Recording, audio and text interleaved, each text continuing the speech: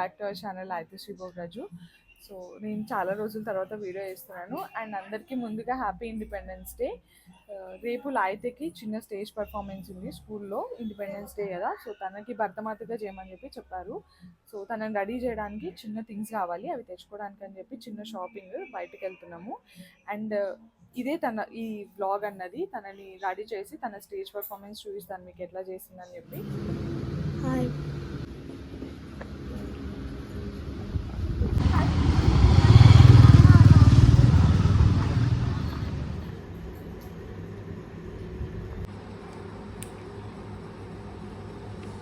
Okay rubber band నచ్చిస్తాను. నువ్వు భర్త మాత్రమా ఎవరు చెప్పారు నీకు?